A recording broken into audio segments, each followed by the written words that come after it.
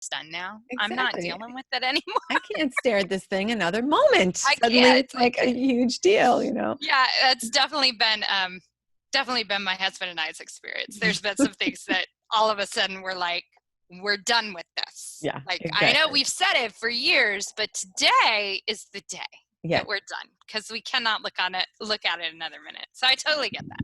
Yeah, I totally get that. I was at Home Depot yesterday and she said, yeah, we can't keep like all these garden supplies in stock. You know, I'm like, yeah, Everybody's what? out. Everybody's doing it. Yeah. Exactly. They've had some incredible months, which is crazy. So I thought I saw in your email address the word Boston. Are you in Boston? I am in Boston. Oh, that's amazing. So I was born in Nashua, New Hampshire, and Were you really? my dad lives in Chelmsford. Oh my God. So, so when I saw that come up in the email address, I was like, Boston, okay, that's awesome. I love it. I love it. Where do you live now? I'm in Mansfield, Texas, just south of Fort Worth. Okay. I have friends who live in Dallas, so I've spent a bit of time in Okay. Fort Worth and certainly in Dallas a lot of time. Absolutely. Yeah. But how's your weather out there? It's actually beautiful today. It's perfect. Yeah? Perfect. Oh, Yeah, good. there's like a kind of a cooling breeze. It's sunny. The sky is blue. It's really gorgeous. That's awesome. Yeah. That's awesome. Well, I saw that and I was like, oh, well, then we were meant to talk. Exactly. If she has a connection to Boston, we're supposed to talk anyway. Oh, nice. Always. Always. So I already started the recording, and if it's okay, what I like to do is, obviously it's a podcast, it's all audio, but I like to make the link available to people on the website if they want to, if they'd rather watch the video instead. Sure. Okay, Yeah. cool. I put my lipstick on. We're good to go. Yeah, I didn't, so, but this It's is still all okay. they are used to, so it's okay, you know. Nobody logs in to see good pictures of me, that's for sure. And I noticed that I like have these bags that I can only see on Zoom, and I'm like, what's Right? that about? I know. Isn't the lighting on Zoom, you're like, okay, really? Yeah. Like I noticed, like I'll do this because I'm like into it and I'm like, look at that. That's not good. I'm like, I need to sit back here because then you can't see it as badly. It's distracting. I always have to put it on speaker view because if I start looking at myself, I'll be talking to someone. I'll be like, oh, gee. I know. I said to somebody the other day, I said, isn't it crazy that like for decades we've done, connected things and WebEx and things. But now because everybody's on Zoom for so much of their day, you start to realize how much of Zoom you're staring at yourself. Like I changed my hair color because I was like, I'm sick of her. She's annoying me. I need something different. So I did my hair color different because I was like, I'm just staring at myself all day long on these Zoom calls. It's a thing. But that's, that's not natural. Someone shows you a group photo and you just instantly looking for your own face saying, was this a good picture of me? Not like, whoa, how lovely to have the family together. Lovely everybody looks. Yeah, no. It's like, where am I? Where am I? Where am I? Exactly. Yeah. It's like, look, my hair is covering geez, take it again. So true. So true. But yeah, video is fine. I'm totally fine with that. Put my lipstick on. That's my only care in the world is that I have on lipstick. So we're good to go. Excellent. So, and as far as everything else goes, I just leave it to the editor to figure out what's interesting and what isn't. And so we can just do whatever. I like it. That's good. And as far as introducing you, I can say the beginning of the thing and you can introduce yourself, or else I can, add in afterwards, an intro. Yeah, I mean, I'm fine. I am happy to not do a planned bio and just kind of talk as we go, and they'll get my background as part of that. So okay, all right, cool. I don't know. It always feels weird when somebody like reads the bio of you, because you're like, well, I mean, yes, that's who I am, but it doesn't sound right. Like, I think it's much more entertaining than it sounds. It's just this dry thing. Much more interesting than you might. I really am much more interesting than that. And of course, my marketing director writes it, so it like is supposed to sound a certain way, and I'm like, it just sounds salesy, and I don't like it. So I'm good not worrying about that. All right, cool. So what we'll do is like at the end, after we've had a chance to talk and I get like more of a feel for you, I'll do like an organic kind of introduction, and it'll be great. Really compelling. I think that's perfect. Let's do that. All right. All right. So, let's just start off with that. Like, what do you think of your life? So this is very like obviously huge, broad topic, but of the things that you've done in your life, what are the things what do you feel like most excited about, most proud Oh, of? oh, geez, that's a really good question.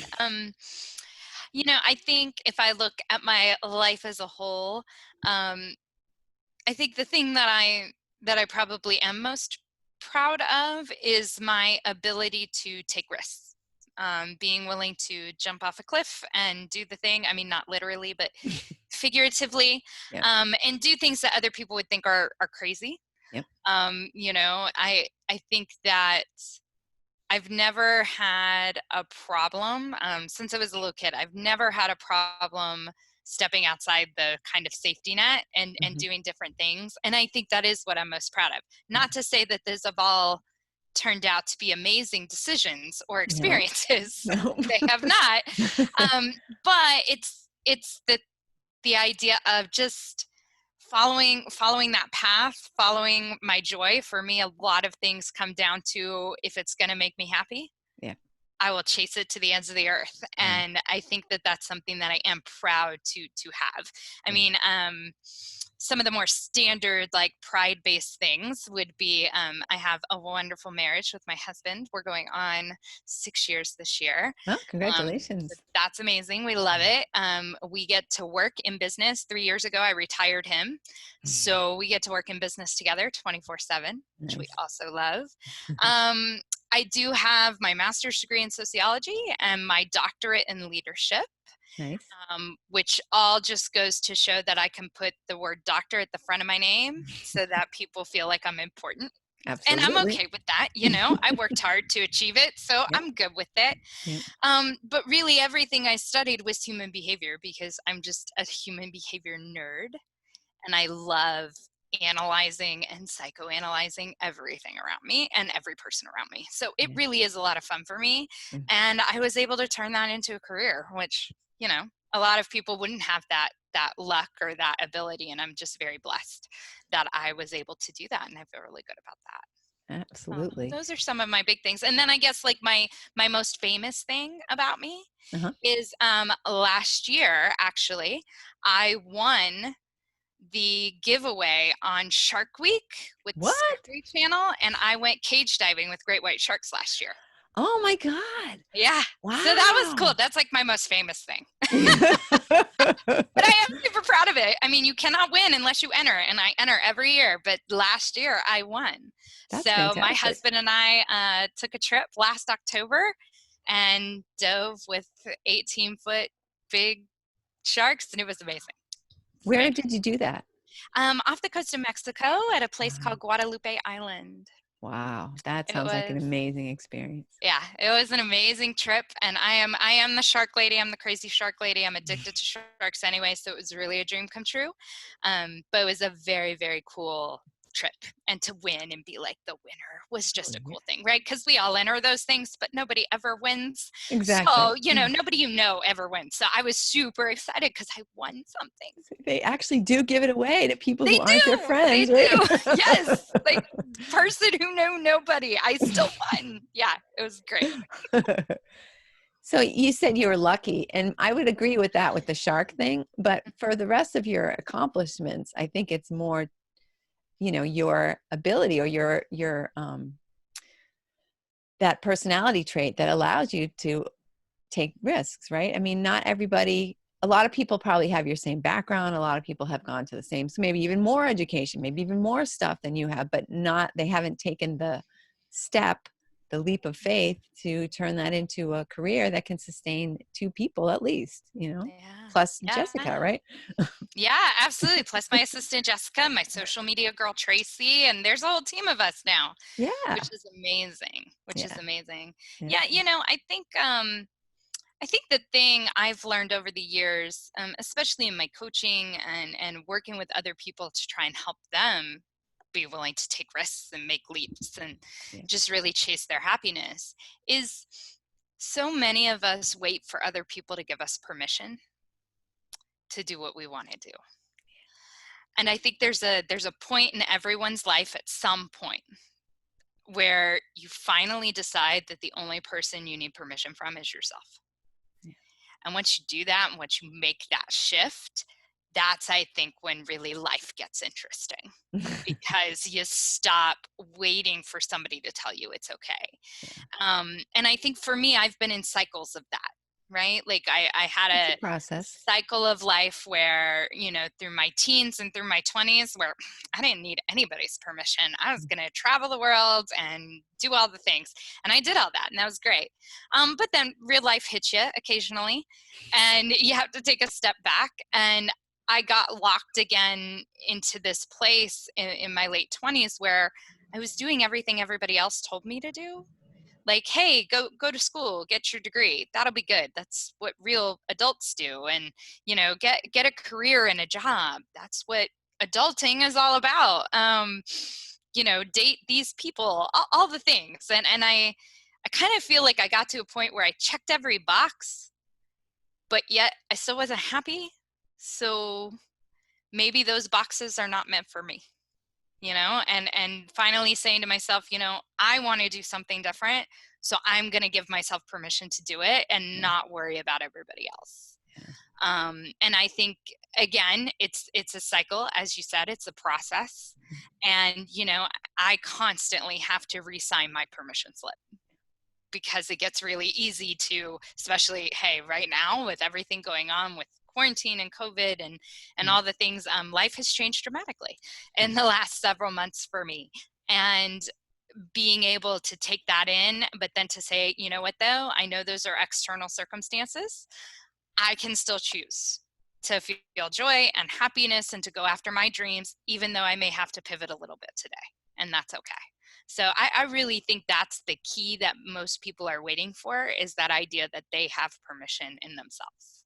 And sometimes people don't ask. We all know what we think people are going to say if we go and do a certain thing, or if we say a certain thing or whatever, like, oh, so-and-so and this one and that one isn't going to, they think I'm weird, or they're going to be upset or whatever. And you don't actually know that, right? If you're waiting for someone to come along and say, you don't look happy, why don't you do something different? It's Right? just not going to happen, right? I once had a coach tell me, it's really egotistical how we all think that we're all so important that people would actually think about us that much. Right? Like people are actually watching everything you do and making decisions on it. Exactly. Like most of us are in that situation. And a lot of times, to your point, I think we make an assumption that people will think of us a certain way, or think we're crazy for doing a certain thing. And then when you actually just go and do it, you realize that they fully support it. Or they didn't even notice. They didn't even notice because they weren't looking at you, right? Like that part too. And I think it is something where I think we convince ourselves that it's going to be awful, without actually taking the leap into it. One of the tools that we talk about a lot in our programs is positive questioning. So the idea behind, you can ask yourself, what's the worst thing that could happen? And you can think that's positive, right? Because we kind of frame it as, what's the worst thing that could happen? I mean, it can't be that bad. Right. But inevitably what you're saying is, but these are all the bad things that could happen. Instead of positive questioning is asking yourself first, what's the best thing that could happen? Yeah. Like what if you made it? What if you jumped into entrepreneurship and it worked? Yeah. What if you decided to sell all your belongings and move across the world and it worked? Like, let's ask ourselves the positive question first before the negative, because so often we just start looking at all the negative things and convince ourselves not to do something without ever thinking about what the positive could have been. And I think that's something that does hold people back. Yeah, for sure. For sure. I always, when I have a situation like that, I always think, well, how am I going to feel if I miss out on this thing? How am I going to feel when I'm lying on my deathbed, right? However long from now that is. And I feel like, oh, what did I do? Well, I balanced my checking account. I never was overdrawn, damn it. Hey, right? A life worth living. A life worth living. It's so crazy that you say that, because I think about that a lot. Like, what do you want written on your tombstone? Exactly. If you'd asked me 10 years ago what would be written on my tombstone, I could have told you that probably what somebody would write is, man, she works a lot. Yeah. is that really what I want to be remembered for? Like, Right. I mean, I embrace my workaholicness, I do, but that's not the legacy I want to leave with the world. Like, yeah, here lies Stevie Dawn. She worked a lot. That's nice, you Yeah. know? And I really do want to make sure that I have left the world with something better than I found it in some way. And I think most people have that. And Yeah. so that question, to your point of just, you know, what if I don't do this? Am I going to regret it? You know, when I'm lying on my deathbed, am I going to be like, man, probably should have taken that chance? You know, Exactly. just look where I Exactly. ended up. Maybe I would have ended up somewhere different. You know, Right. I think Exactly. we have to think those positive things and ask those questions differently so that we give ourselves permission to take those chances. Absolutely. Absolutely. A lot of the folks who are listening are either they're entrepreneurs or they wish they were entrepreneurs. You know, they have like a what we call a real job, you know, meaning that Mhm, someone else is giving you money to do something that you know, may or may not enjoy doing. But mhm. taking that step to say, okay, I have enough, I've saved enough, or I've done enough, or I've got enough experience or whatever that I can kind of step out of that little safety blanket that's also a trap, you know, to Mhm. and how do you help people do that? Yeah, you know, I think the the biggest thing for me in taking the step was financial. I'm going to be absolutely honest with Yeah. that. Yeah. It was we had to have enough money in savings that if I did this and it failed, Yeah. we would still survive. Yeah. Now I have known other people that do it with no safety net whatsoever.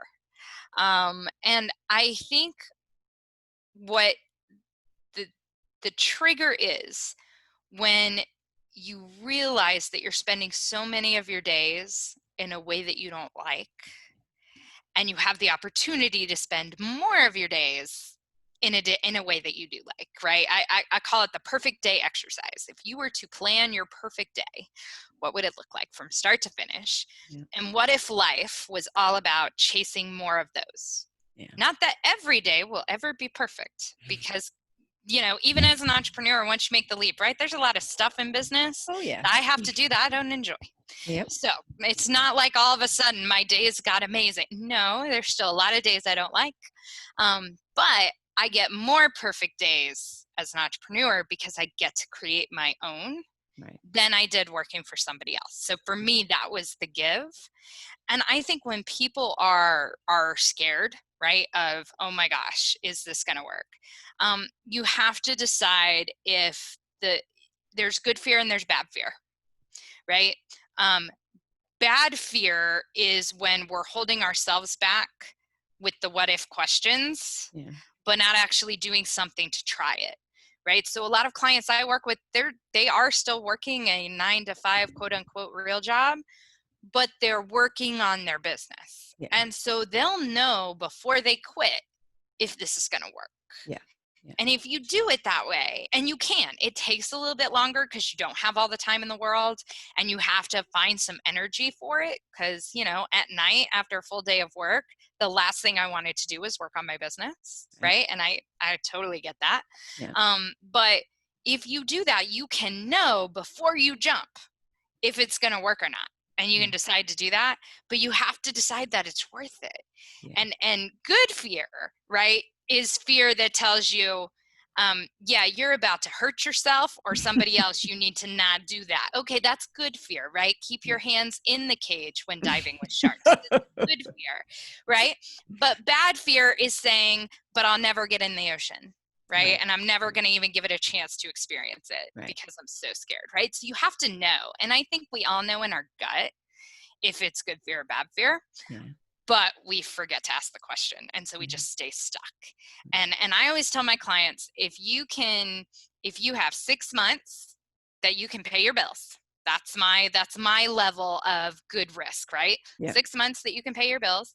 If you can write, here's the real key, can you write 75 social media posts about that topic? In 6 months or in a day?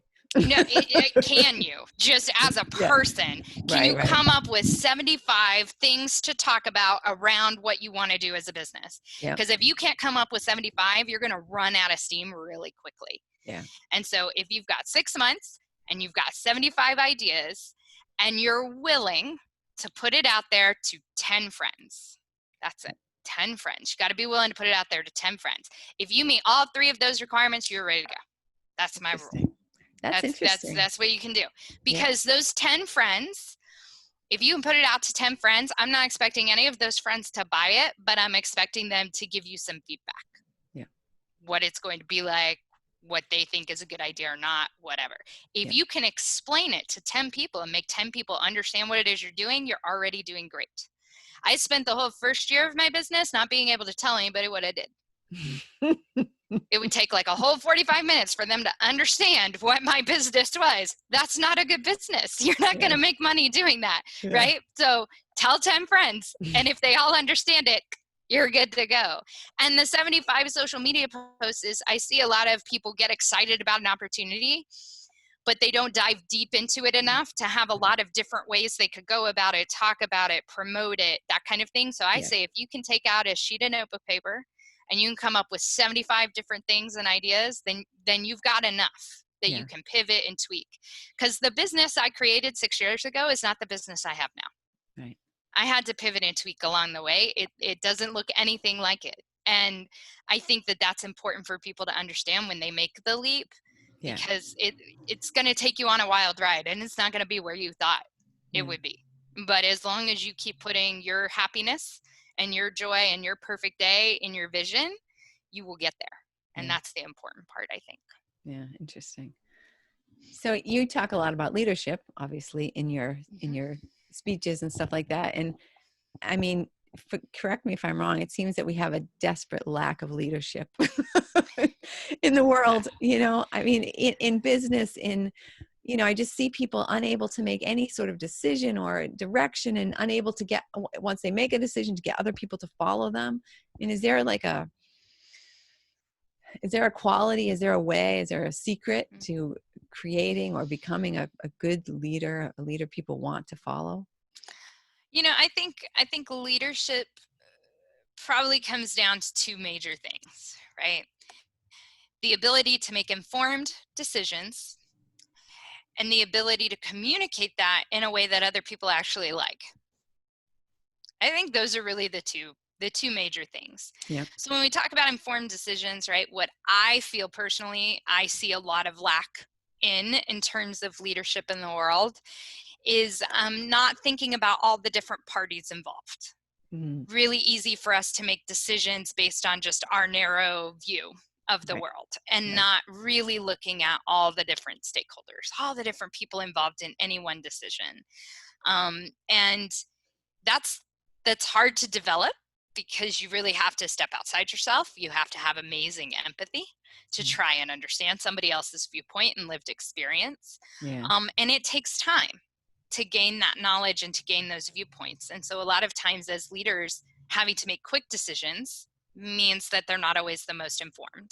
Right. And so I always say to, especially like frontline supervisors, brand new leaders in their companies, I always say, start analyzing different stakeholder groups now. Even if you don't have to do anything decision-wise with them. Start learning about people. Start creating a diverse network. Start hearing about experiences, so that when you get to that leadership position where you have to make a quick decision, you already have the knowledge. I think too often we get to the decision point, but we don't have the knowledge, and then we just have to decide. And that can go right or wrong. And then I think the second part of leadership is being able to communicate it in a way that people understand. I think we talk a lot and say very little in our country, specifically. Just gonna say that because I think there's a lot of assumptions that everybody's got the same experience or everybody's in the same issue. There's a lot of assumptions and there's a lot of expectations. One of my favorite quotes going around during quarantine that I will forever use now, it is one of my principles of leadership that I put up now on my slides for people, is, we are all in the same storm, we are not in the same boat. I like that. You need to understand what somebody's going through in their boat. Right. If you truly want to communicate something that everybody understands. And I think we make an assumption that we're all in the same boat. And so when we do that, our communication doesn't go well. And so there's a lot of assumptions. There's a lot of expectations. We expect people to do things without us saying it. I don't think we can ever expect somebody to do something we didn't ask them to do. Right. I think hints and, well, they should know, are all bad communication tools. Yeah, exactly. So I think that is something that's also lacking in the world, is just that understanding of good communication and knowing that good communication takes time. Yeah. And it takes a level of effectiveness that I think we've forgotten about in a lot of ways. And so we're, and I know I've done it too, right? There are times where I just want this person to get out of my office because I need to be doing the next thing. They're just taking up my time. Yeah. And so I say something thinking they get it, and I'm just like shooing them out of the way. I didn't really take the time to see, did they actually understand what I was saying? And so later, 3 weeks later, when something shows up and it's nothing like what I had planned, I'm going to, of course, instinct says I'm blaming them. They did it wrong. But truth is, I should blame me. I didn't explain it well. And I think we need to get better at saying that about ourselves. When something goes wrong in a relationship, when something goes wrong at the office, when something goes wrong on your team or in your business, the first instinct is always going to be to point the finger at somebody else. And I think our first instinct as leaders has to be to ask ourselves, did we actually explain it to the best of our ability? Because a lot of times I think all of us would go, well, I was in a rush. I didn't feel good that day. She gets me, and that's never a good place to be. So those are really the two things that I think would really help all leaders at all levels, is that diverse perspectives and really making informed decisions with a variety of stakeholder analysis. And then being able to communicate things in a way that people truly understand and people want to get behind. Yeah. We talk a lot about influence and being able to communicate something with passion and motivation and all of that. Yeah. I think we've had some amazing, what I would call in my business, orators, people who were great at giving speeches. But just because they can put together really cool language does not necessarily mean that we actually understand what they're saying. Or that they're saying anything. Or that they're saying anything, right? And maybe we need to focus more on that and a little less on the floweriness of everything, right? Yeah. So, Well, and also, like you say, I've had to realize in my business, which is very simple, I'm just a real estate agent, but there's nothing simple about that. My husband has gone through the testing. There's a lot of stuff you guys got to learn. So don't you even downplay it. It's just as complicated as anything else. But it's a very psychological job. Actually, I should have had some of your training to understand, what is the real problem here? It's all people, right? Your job is 100% people. 100%. Exactly. And it's like, well, what do you actually do? I'm like, well, wait till you're nervous and you need to get talked off the fence. Wait till then you'll know, because you'll be calling me and saying, but the point is, like, when I was getting ready to put together a bio sort of thing to put on the website and stuff like that, I started doing some research and things are so obvious. We always think that everybody just thinks the way we think. And they're like, no, you need to speak to people who are more analytical, and you need to speak to people who are more, emotional, and, when you explain things, right? If I'm analytical, I'm going to explain it in an analytical way. And an emotional person is just going to be like, what does she actually want? What is she talking about? I'm not going to connect with them. So yeah, it's no easy thing to try to, reach everybody and get everybody engaged when everybody is really so different. Everybody is so different. And I think the second level of that, right? The first level is just personality traits and just differences in communication. We have a tool that we use called the Communication Compass, which is all about that, right? Analytical versus emotional versus storyteller versus design thinking. And once you identify people's communication, makes your life a little bit better. But I think there's a second level to that, right? Which is this idea of people got stuff going on in their lives, right? And the stuff going on in their life will change the way they hear what you say. Even though you could say the exact same thing 2 days in a row, if one day they were fine and the next day they had put their dog down, they're going to respond two very different ways to that exact same conversation. Right. And that's, I think, where that empathy piece is so important, right? Because we have to understand that people are going through things And most of those things we don't know, and we probably don't want to know, and definitely don't need to know. Right. But it's understanding that and saying, okay, so when I said that, I noticed their eyes glazed over, so they probably weren't getting what I was saying. I need to come back at it a different way, or I need to do something different. Yeah. One of the best tools I was ever taught, and it's so silly and little, okay, but it's called a pulse check. And the idea is, when you interact with somebody, if you had to just, based on body language and facial expression and kind of their tone of voice, what they're saying, you give them a score between 1 and 10 on how do you think they're feeling today, right? We all know people come into our lives having a bad day, and you can tell it like immediately. They're like, oh, they're having a 3 kind of day today. You can also interact with people who are having great days, and you're like, oh, they're like a 9 today. Cool, right? Once you understand, once you take that in, and it takes all of like less than a millisecond to just look at somebody and go, what's their number, right? Not like their phone number, but their emotional number. I always feel like I need to clarify just to make sure. What's your number? Go off the wrong direction on me, right? Come back. Okay. So once you do that, you know how much are they really listening? Yeah. Because the lower our number, the less we're listening. So if I know I'm interacting with somebody, like for you as a realtor, you have this person who's stressed out because let's say they're a buyer and the seller came back with a counter offer. Okay, if I were a first time buyer, I'd be freaked out. Like, oh, I don't know. I mean, should I accept that, or should I do something different, right? All these things. So am I feeling an 8 in that moment?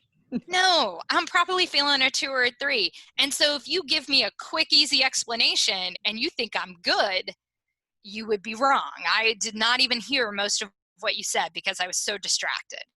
So, right, it's being able to quickly identify that in the people that we're talking to and saying, okay, if I know that they're having a tough day for whatever reason, I don't need to know why.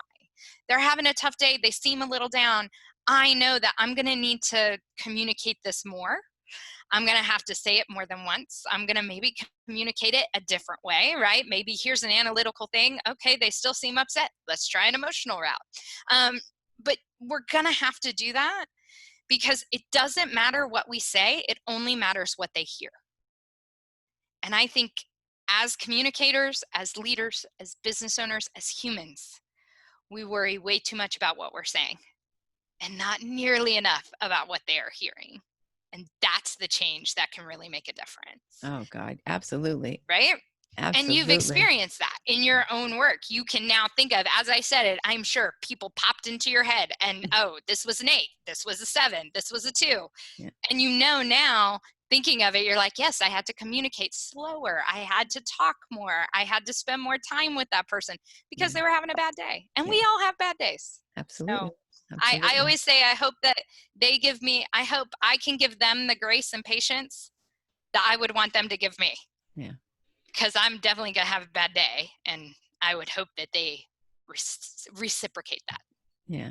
But, that's another point, though, because as the leader, if I'm having a bad day and they're having a bad day, maybe I'm not even paying attention to the fact that they're not paying attention to me. And I'm just like, look, I don't understand why they don't understand. I just told them that and whatever, but it's on us as leaders to make sure that even if we're not having a good day, that we're put that away. We got to put that aside. How do you do that? We do. I think, one of the things I think as leaders, right, is do you do your own pulse check before you go into a conversation?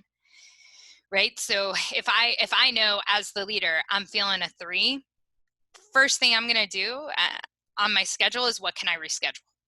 First thing I'm going to do. If I know I'm having a bad day, I'm just immediately reaching out, rescheduling, pushing things back because I know exactly what you just said. I'm not going to be listening to them in the way that I should be. And they don't deserve that. So, right, I'm going to start that. One of the things I love about being an entrepreneur is I can actually do that and nobody thinks it's weird.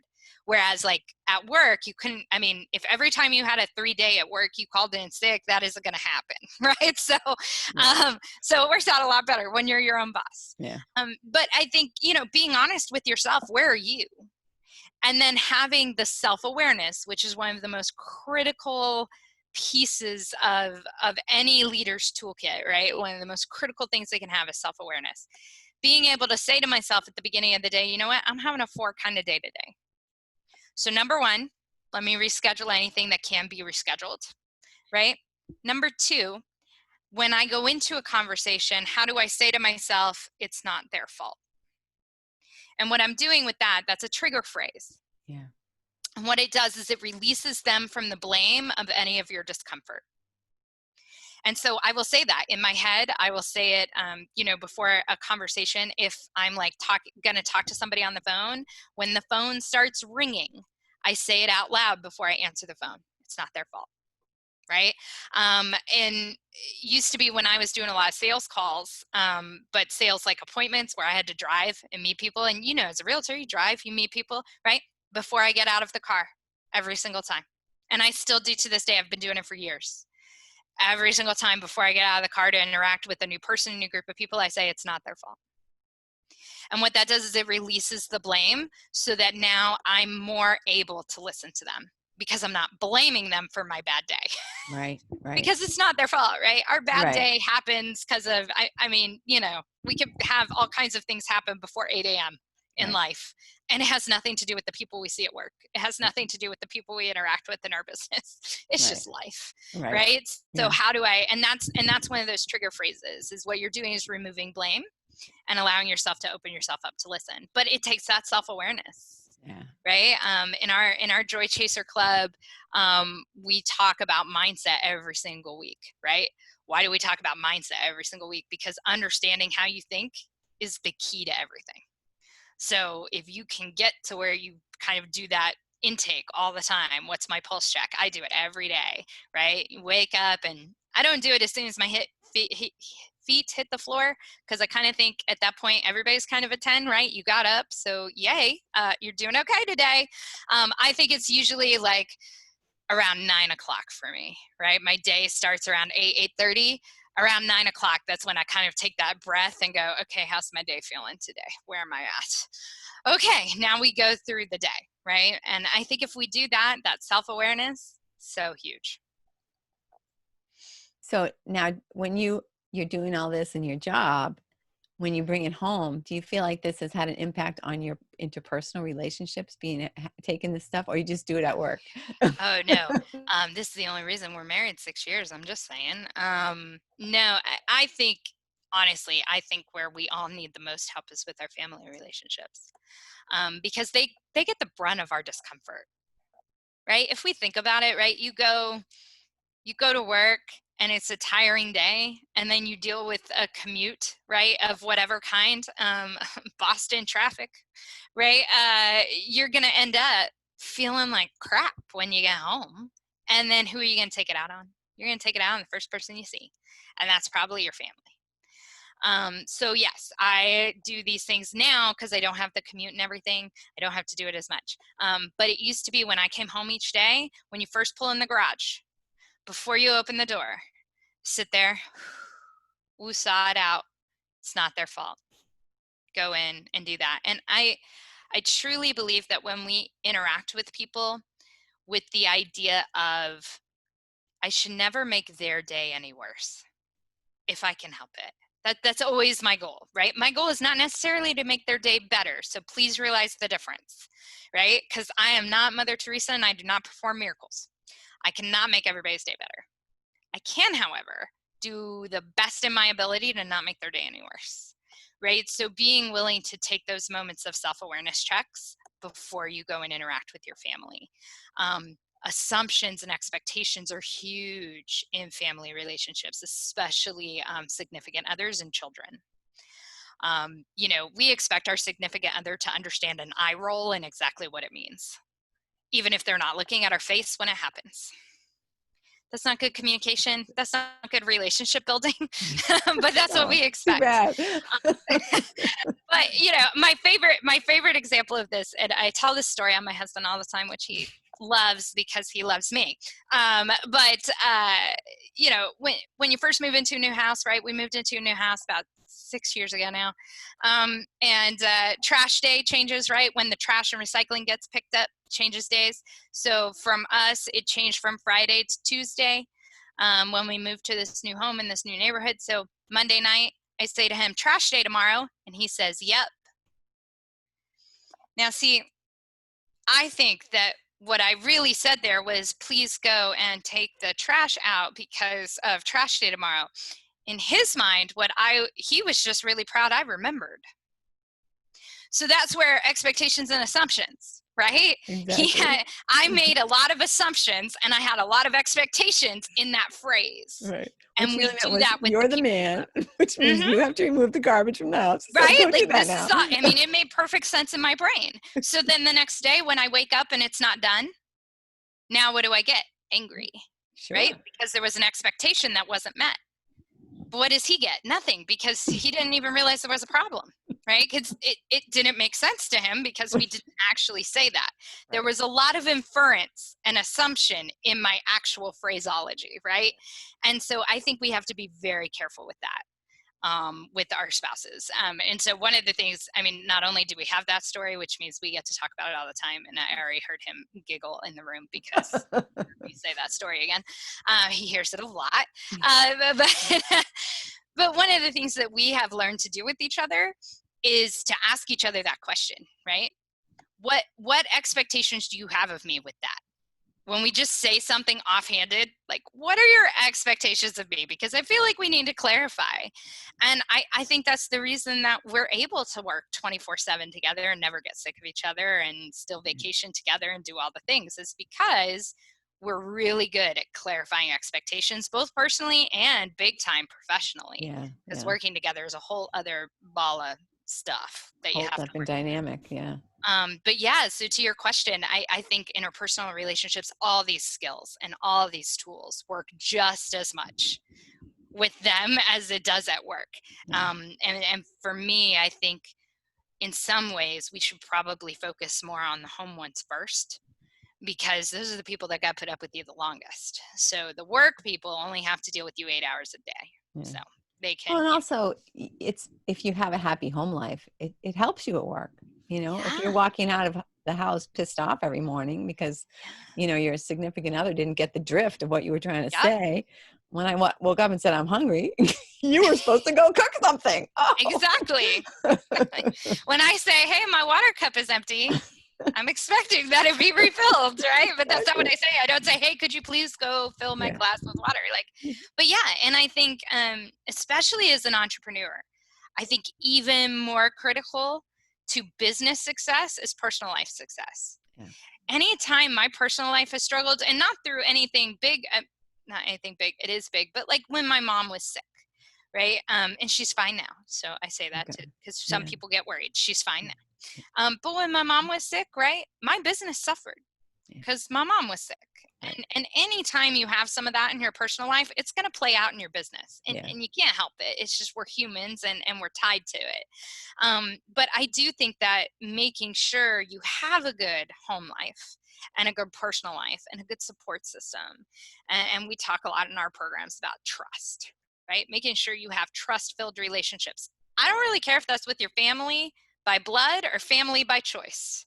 But if you have trust-filled relationships, then your business will succeed as well because you have a foundation to build it on.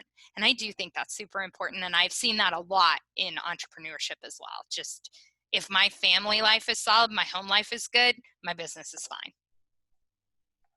Yeah, and I mean, it makes sense because you've only got so much energy, and if it's being sapped at home because you have to fight with someone all the time or whatever, how much can you bring to your job? How much excitement can you bring to your career and whatever? But Yeah. And energy is definitely a big piece of the entrepreneurship puzzle because it takes a lot. It takes a lot of energy every day to get up and chase your dreams. It's not easy. it's It's true. easier to work for someone else, trust me. And it absolutely is. Right? Well, because you're the boss and you're the employee, you know, and you can definitely, you know, beat yourself up too much. And the other thing is you don't know all the things you don't know. So you're running around, you You're know. learning as you go, right? Mhm. There's no manual, there's no perfect guidebook to it. Right. And what works for person A won't work for person B. Right. Yeah, and I think it's a lot of, just it adds a lot of stress and pressure to you in ways that I think working for somebody else doesn't as much. Like even in looking in our time right now of quarantine, where people had to work from home, and that was a big shift, right, for people who didn't work from home before. Yeah. And people are like, how are you doing? I'm like, well, I worked from home before, so Nope, no change in it's my not life. really a Yeah. change, but they're still getting paid. Me as a speaker, where the majority of my income comes from being on stages at large events, Right.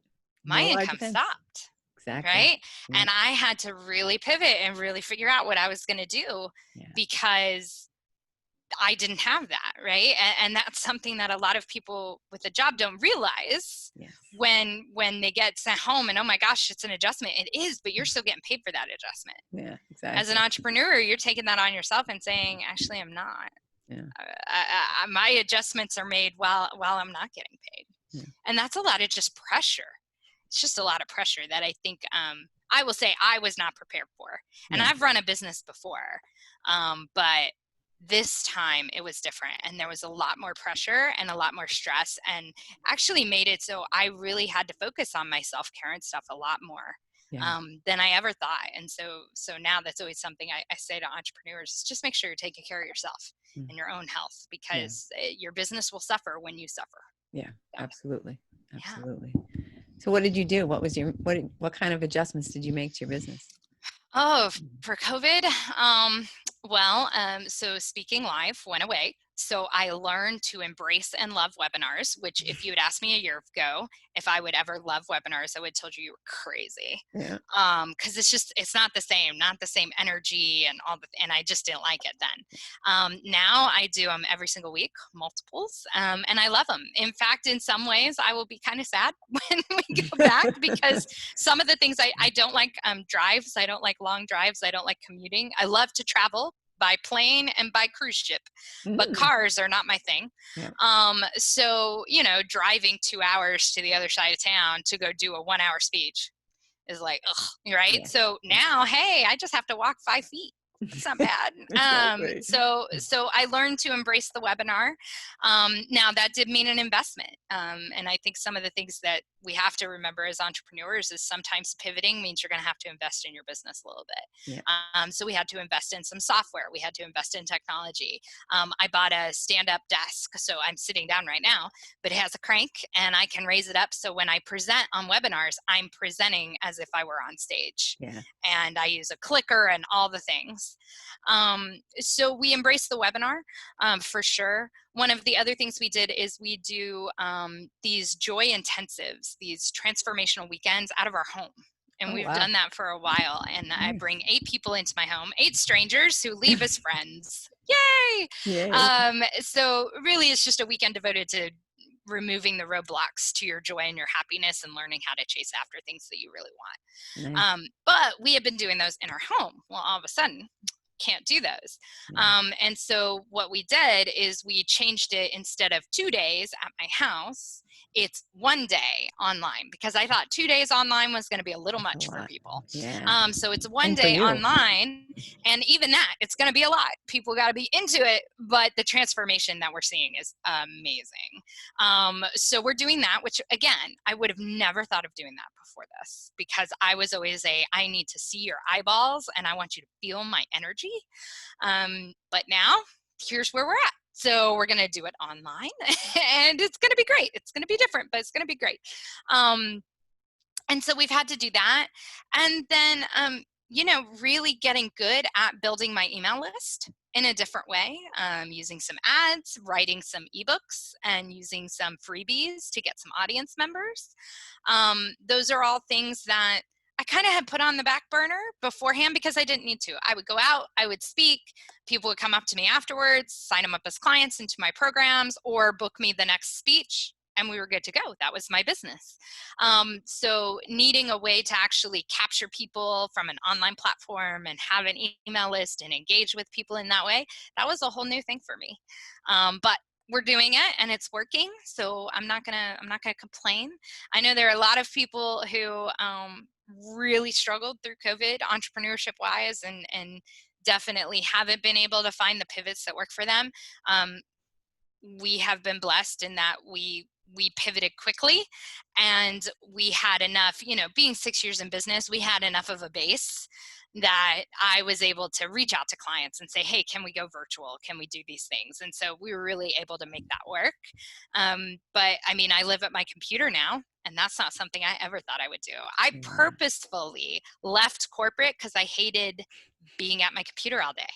That was one of my biggest reasons why I left. So this is very different for me to be kind of stuck, quote unquote, stuck at my computer all day. Because it's just not how I like to do life, but it is what it is. So I'm just trying to embrace it, and repositioned my desk so that I look out our window. We have one window in this office, so I look out my beautiful window right now, mostly just watch the people next door and what they're doing in their yard. But it's fine. They've got 2 beautiful dogs. I watch them run and play. They've got a pool, and I just think about, I wish we were better neighbors so I could go use your pool. But it's great, and I love the sunshine that comes in, and it's Texas heat right now, so it's hot. I don't want to be outside, but the sunshine that comes in is really pretty. But yeah, those are some of the pivots I had to make, really just pivoting into online hardcore in a way that I never thought possible. But as my husband has said to many people he's talked to, what COVID gave us was the removal of the excuse, I don't have time. And I think that's true. I think if you had asked me in January, February, I would have told you, I don't have time to create online courses. Right. I don't have time to do webinars. I don't have time to get an email list together or write an ebook. But now that's not my excuse. I get time.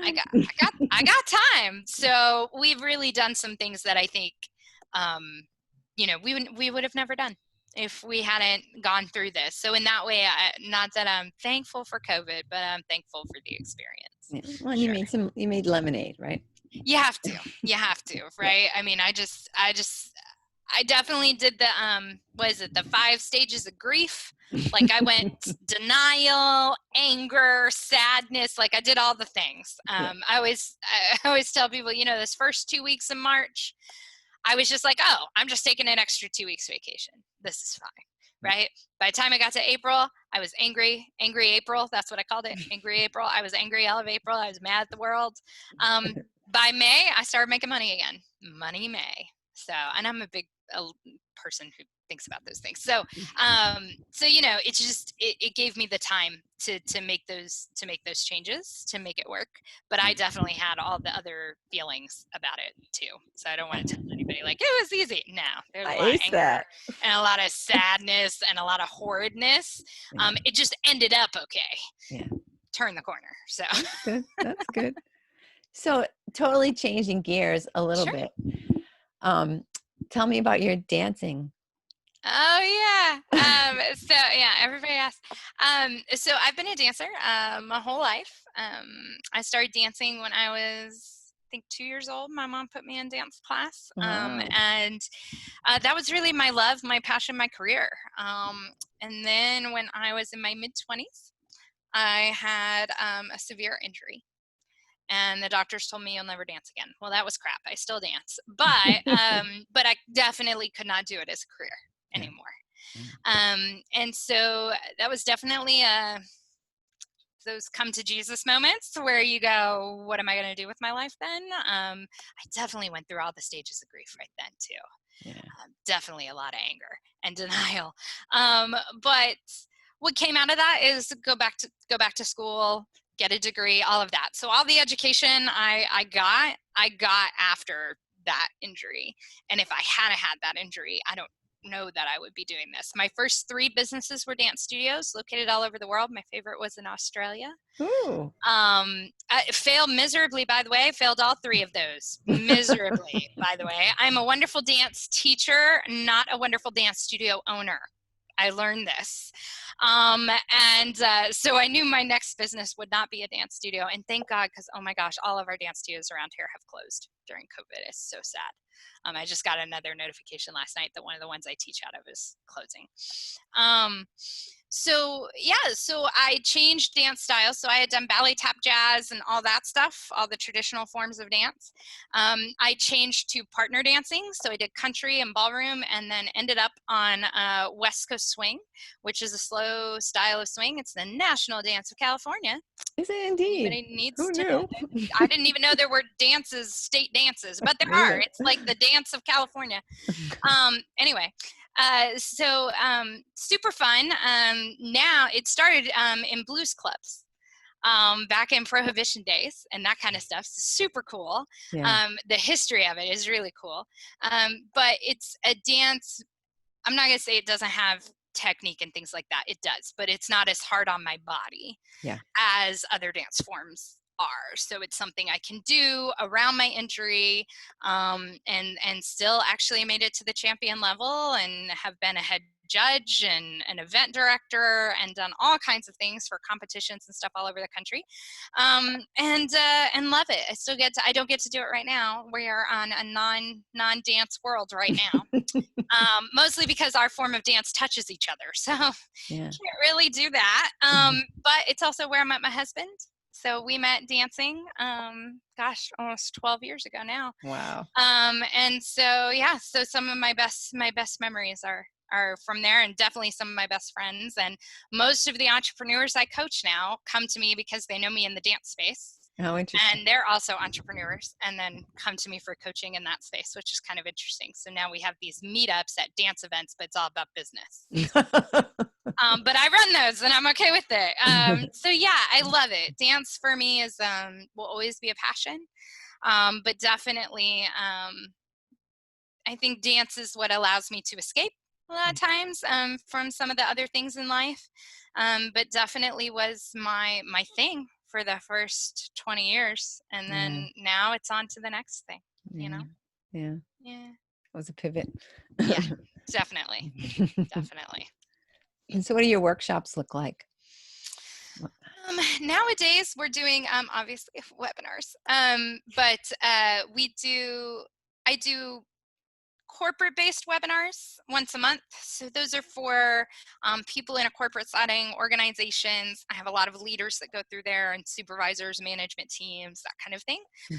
So we have those once a month for free, just as a way to get some teaching out to people. So like we have one coming up on positive workplace and another one on emotional resilience and just kind of big generic topics that just kind of give people some tools.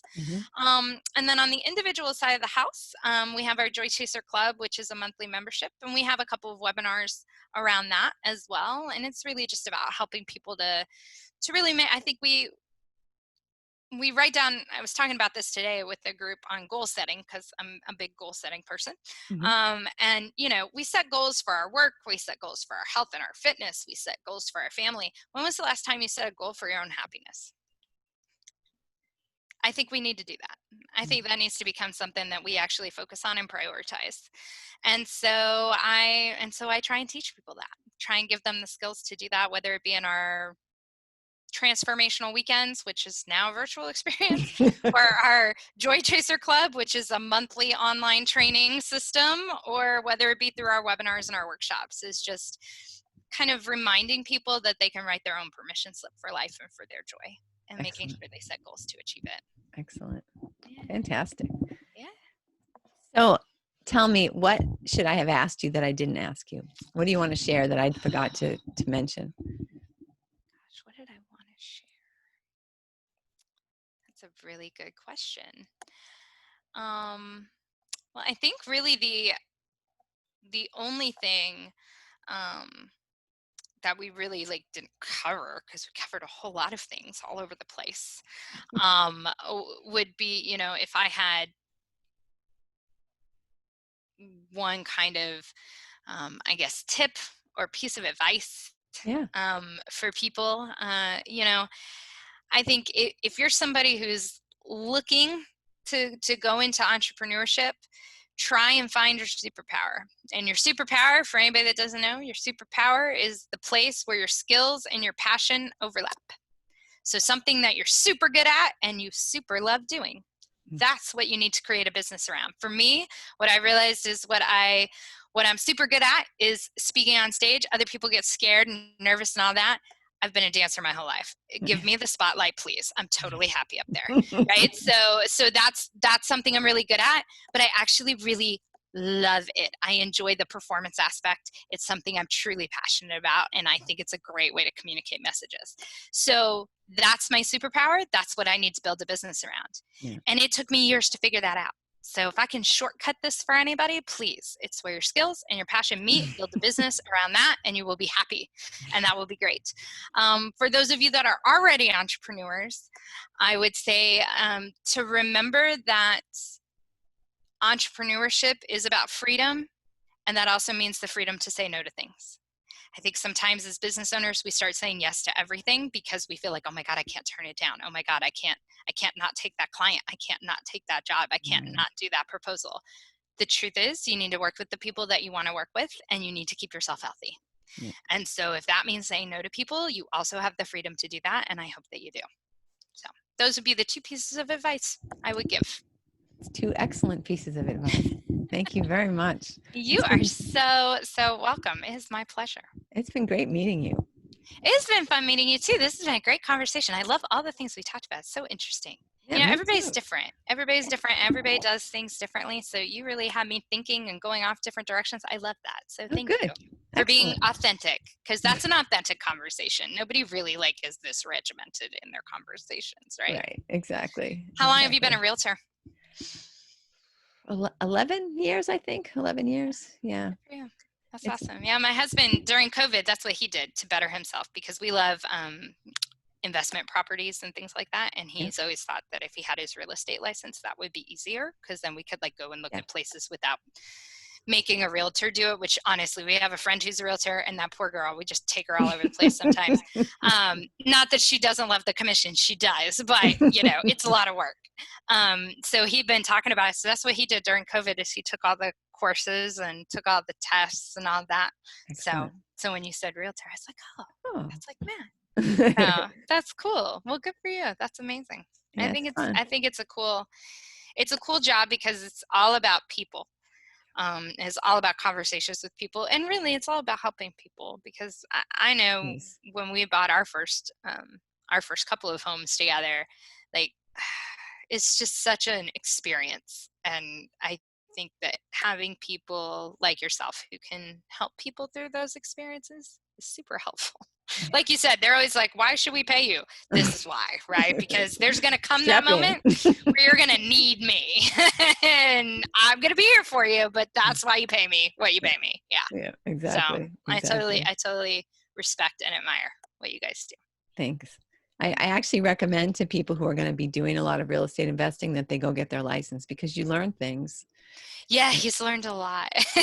Things that are helpful to you. Even if you never want to do it on your own, it's still extremely helpful to know that stuff, and just to kind of understand, where we're supposed to be coming from. When I took my test, I was like, that person didn't treat me right, or that person didn't give me the information I should have had, or whatever, and just if only to represent yourself in the best possible way. Yeah. It's definitely helpful.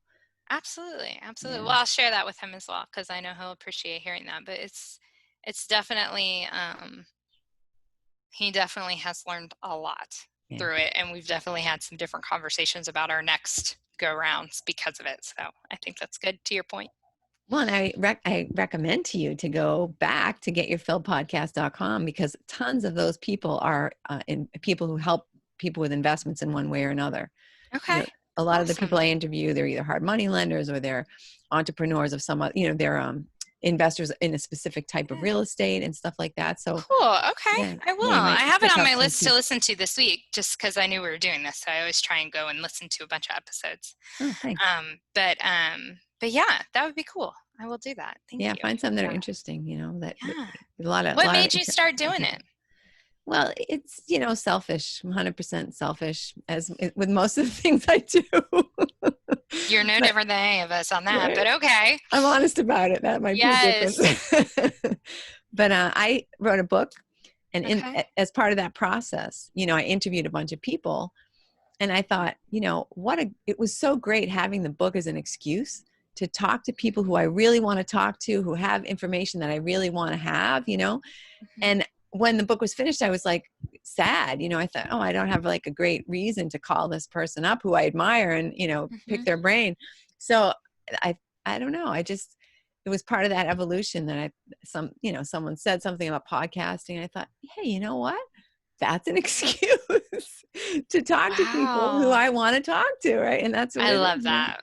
If I just said, oh, Dr. Stevie Dawn, can I call you up and pick your brain for now? You'd be like, yeah, that'll be $500, whatever. Right? But if That's I so say, good. You're so right there. That is exactly what podcasting is. It's a great way to be able to talk to people you would want to talk to anyway, but you don't have to pay for it. exactly. That makes perfect sense to me. That makes perfect sense to me. I love that. So good.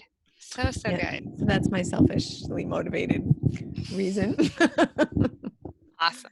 Yeah. Awesome. Well, thank you for including me. No, I definitely appreciate it. And I'm glad we got to do this today. This made my day better. So thank you for well, that. thank you. That's Yeah. wonderful. Well, Yeah. I was So having kind of a bad day, so I was really like, oh, I got to do this podcast thing, but gave me some new energy and some new life. So oh, good. I Excellent. appreciate that. That will take me into my evening well. Excellent. Yeah, you're saying, and now she's not even here. She's not on time. That's my No, day it's getting really better and better. there was my in my head. I was thinking maybe this is just God's way of telling me today is just done. Like it's just supposed to be done today because He's like just set up every barrier. And but no, apparently I was supposed to talk to you today because it would make me feel better. So Excellent. there we go. Excellent. Thank you for that. Great. Well, have a fantastic evening. I will, and I can't wait to hear it and see it, and I will share it out to the masses and all the things. But just thank you for including me. Thank you. And I'll send you a link, of course.